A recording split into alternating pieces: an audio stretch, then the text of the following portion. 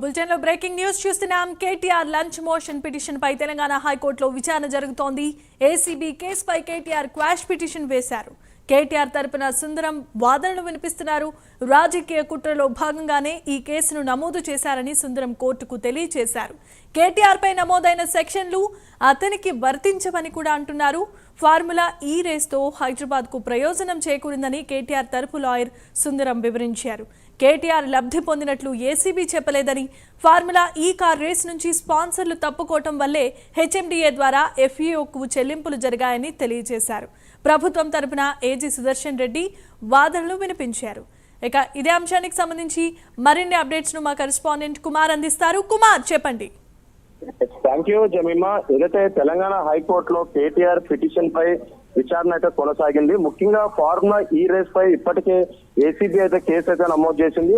అలాగే ప్రభుత్వం తరఫున ఏజీ సుదర్శన్ రెడ్డి అయితే వాదనలు వినిపించారు. అలాగే కేటీఆర్ తరఫున సుప్రీంకోర్టు న్యాయవాది అయిన సుందరం వాదనలు వినిపించడం జరిగింది. ముఖ్యంగా ఏసీబీ కేసుపై కేటీఆర్ క్యాష్ పిటిషన్ అయితే దాఖలు చేశారు.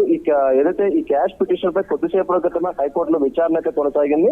ముఖ్యంగా కేటీఆర్ పై పెట్టిన పీసీ యాక్ట్ అయితే వర్తించడంతో కూడా కేటీఆర్ తరఫున లాయర్ కూడా వాదనలు అయితే వినిపించారు. అలాగే మరొక పక్క ఏదైతే ఈ కేసులోని కేటీఆర్ లబ్ధి పొందేదానికి కూడా ఏదైతే ఎటువంటి లబ్ధి పొందలేదంటూ కూడా కేటీఆర్ తరఫున న్యాయవాది అయితే వాదించారు. కేటీఆర్ ఏదైతే లబ్ధి పొందినట్టయితే ఎఫ్ఐఆర్ లో పేర్కొన్నారు, పేర్కొలేదంటూ కూడా ఆయన అయితే వాదనలు వినిపించారు. రాజకీయ కక్షతోనే కేటీఆర్ పై కేసు అయితే నమోదైంది. సీజన్ 9 సమయంలోని అగ్రిమెంట్ జరిగింది. అలాగే సీజన్ 10 కి అగ్రిమెంట్ అవసరం లేదంటూ కూడా ఆయన అయితే వాదనలు వినిపించారు.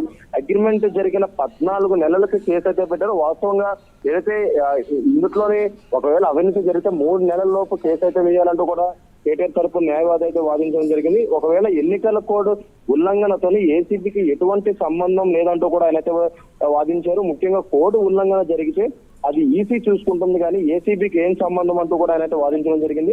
ముఖ్యంగా ఫార్ములా ఈ రేస్ కోసం నిర్వాహకులు నిధులు చెల్లిస్తే కేటీఆర్ పై కేసు ఎందుకు పెట్టారు, అలాగే అసలు కేటీఆర్ ఎక్కడ లబ్ధి పొందారనే దానిపై విచారణతో కొనసాగింది. ముఖ్యంగా కేటీఆర్ పై పెట్టిన సెక్షన్లు ముఖ్యంగా వర్తించమంటూ కూడా ఇప్పటికే కేటీఆర్ తరపున న్యాయవాది కూడా ఏదైతే వాదించడం జరిగింది. అలాగే మరొక పక్క ఏదైతే కేటీఆర్ పై ఏసీబీ తప్పుడు కేసు నమోదు చేసినట్టు చెప్తున్నారు. 14 నెలల తర్వాత కేసీఆర్ కేసు నమోదు చేయడంలో రాజకీయ కుట్ర ఉందంటూ కూడా ఆయన అయితే ప్రస్తావించారు. ఫార్ములా ఈ కార్ రేసింగ్ లోని స్పాన్సర్స్ వెనక్కి జరిగినప్పుడు ఈవెంట్ నిర్వహించకపోతే హైదరాబాద్ ఇమేజ్ డ్యామేజ్ అవుతుందనే నిర్ణయం జరిగినట్టు కూడా ఆయన అయితే ప్రస్తావించారు. 2024లో ఖచ్చితంగా ఏదైతే ఫార్ములా ఈ రేస్ నిర్వహించాలని ఈ చెల్లింపులు జరిపాయంటూ కూడా ఆయన అయితే వినిపించడం జరిగింది.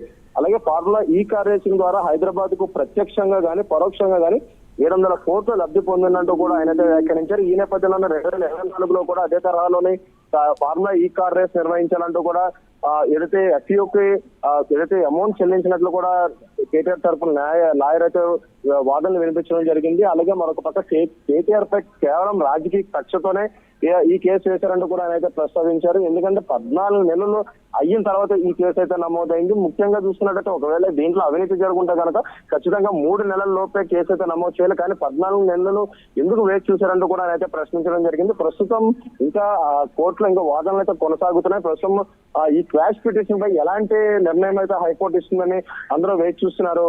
Jemimah. Right, thanks for the updates Kumar.